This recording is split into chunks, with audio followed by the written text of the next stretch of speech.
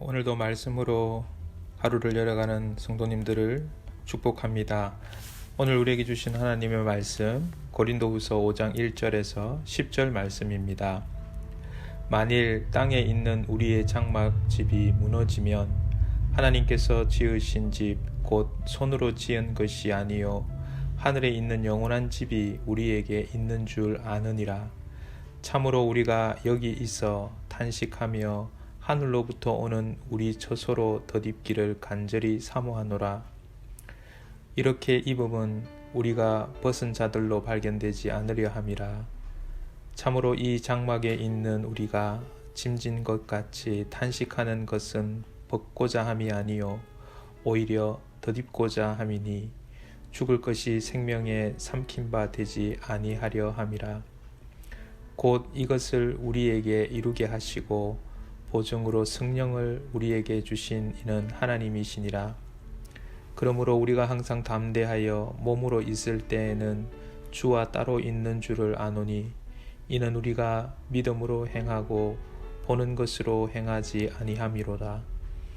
우리가 담대하여 원하는 바는 차라리 몸을 떠나 주와 함께 있는 그것이라. 그런즉 우리는 몸으로 있든지 떠나든지 주를 기쁘시게 하는 자가 되기를 힘쓰노라. 이는 우리가 다 반드시 그리스도의 심판대 앞에 나타나게 되어 각각 선악간에 그 몸으로 행한 것을 따라 받으려 함이라. 아멘. 오늘 본문의 말씀을 통하여서 그리스도의 심판대라는 제목으로 하나님 말씀 상고하고자 합니다. 세계관은 이야기다라는 책 속에 우리 시대의 4가지 징후에 대해서 이야기합니다. 그 4가지는 포스트 모더니즘, 그리고 세계화의 출현, 그리고 남반구의 기독교와 그리고 이슬람교의 성장, 이렇게 4가지를 이야기합니다. 저는 여기서 주목하고 싶은 것은 바로 남반구 기독교의 성장이라는 것입니다. 남반구 그러면 확 와닿지만 대표적으로 브라질 같은 그러한 나라입니다. 최근에 우리가 그 존 비비어라는 목사님이 브라질의 한 교회 집회의 강사로 초청을 받아서 이 브라질에 이렇게 집회를 참여했는데 약 13,000명 정도의 목사님들과 리더십들이 경기장을 가득 채우고 있었답니다. 근데 이제 그 집회를 마치고 그 다음날 그 교회 연합체의 리더들 가운데에 8분과 같이 식사를 했는데 그 식사 가운데에서 그 교회 연합체에 속해 있는 성도의 수가 약 30만 명 정도가 된다라고 이야기를 들었습니다. 그래서 상당히 많다라고 생각한 이 목사님이 언제부터 어떻게 이 교회 연합체가 이렇게 성장하게 되었느냐고 말하니까 1999년도에 한 가정에서부터 시작되었다라고 그렇게 이야기를 한 것입니다. 그러니까 16년 만에 한 가정에서 시작한 교회가 30만 명이 넘는 그러한 어떤 교회로 연합체로 이렇게 성장을 한 것이죠. 그래서 이 목사님이 너무 궁금해서 어떻게 그렇게 교회가 부흥할 수 있었는지 좀 비법을 알려달라고 이야기를 하자. 근데 이 목사님은 그런 질문을 하면서 속으로 미리 답변에 대해서 예상을 했답니다. 소그룹이 활성화되었다든지 구역 모임이 활성이 되었다든지 가정교회가 활성화되었다든지 그런 답변을 할 거다라고 생각을 했다라는 것입니다. 그런데 의외로 그 리더 가운데에 한 대표자가 이야기하기를 그 이유는 우리가 사람들에게 심판 때의 영원한 보상에 대해서 가르쳤기 때문입니다 라고 말했답니다. 예수님 앞에 가서 예수님의 그 심판대 앞에 서게 되는데 그때에 그 심판 후에 우리에게는 영원한 보상이 있다. 그것을 이 브라질 교회가 가르친다라는 그런 이야기를 했다라는 것입니다. 요즘 우리 한국 교회도 보면은 성도들에게 있어서 이러한 우리가 영원한 그 영생의 때에 우리가 받게 되는 그 상급에 대해서 그렇게 많이 이야기를 못하는 것 같습니다. 저도 마찬가지지 않나라는 그런 생각을 하게 됩니다. 우리가 만약에 정말 이 영생에 대해서 또 이 영원한 이 영생을 살아갈 때에 우리에게 정말 하나님께서 주어주시는 그러한 상급에 대해서 우리가 늘 생각하고 또 기억한다면 정말 그 영생에 비해서 너무나 짧디 짧은 이 땅의 이 삶의 모습이 달라질 수밖에 없을 것이다 라는 생각을 아니할 수가 없습니다.